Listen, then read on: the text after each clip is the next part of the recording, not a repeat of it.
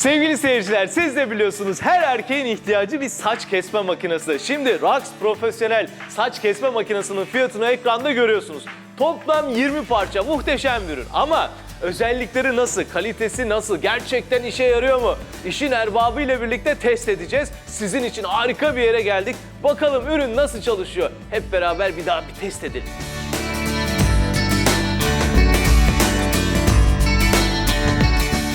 Sevgili seyirciler, işin erbabına soracağız dedik. Tarık Bey'in yanına geldik. Şimdi önce bir Tarık Bey'i tanıyalım.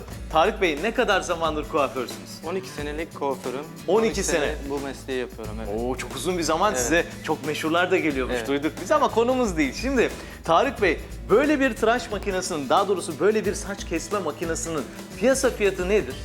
Bizim kullandığımız makineler 150-200 civarı.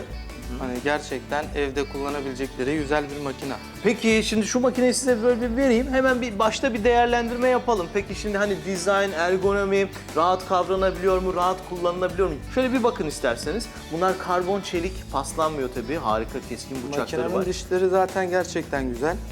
Hani bunların kutusunda zaten yağ, fırçası, her şeyi var.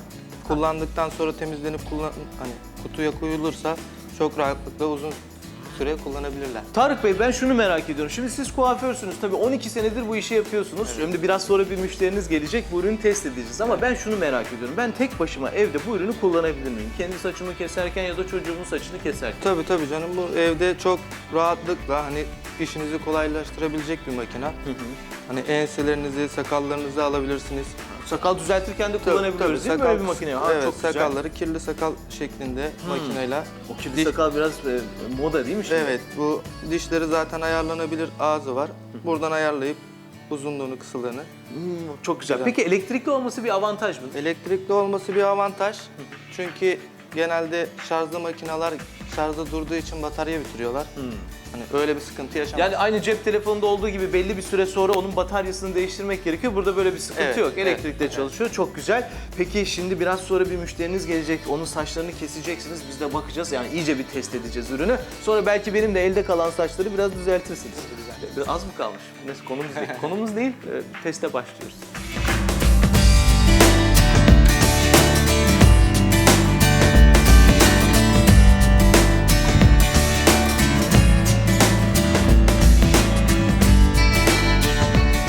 Evet Tarık Bey, nasıl gidiyor tıraş? Makine gerçekten güzel kesiyor.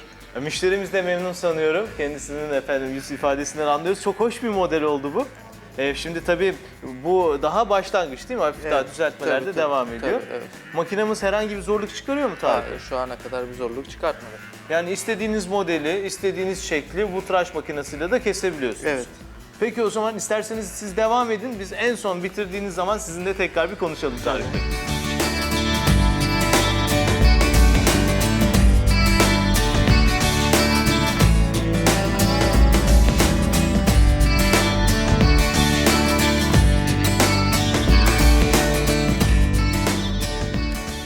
Tarık Bey, bitti galiba tıraş. Evet, Çok güzel oldu saç kesimi. Sevgili izleyiciler, siz de görüyorsunuz. Beyefendinin saçları son derece de güzel bir model. Rax'la kesildi. Şimdi Tarık Bey, ben şunu rica edeceğim. Aynı modeli bende de yapacağız. Olabilir mi acaba? Olabilir, neden Şimdi bende de ufak tefek düzeltilmesi gereken yerler var. Evet. Elinizdeymişken sizden rica edeyim.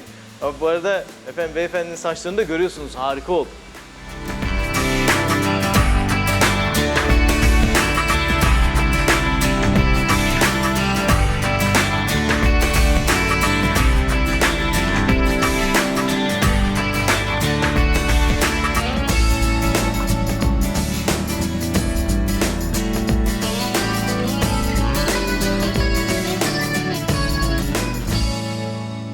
Sevgili seyirciler, şimdi biliyorsunuz hem bir müşterinin saçlarını kesti Tarık Bey hem de benim saçlarımı şöyle bir düzeltti. Tarık Bey'e soralım bakalım, nasıl buldunuz? Makine gerçekten çok kullanışlı bir makine.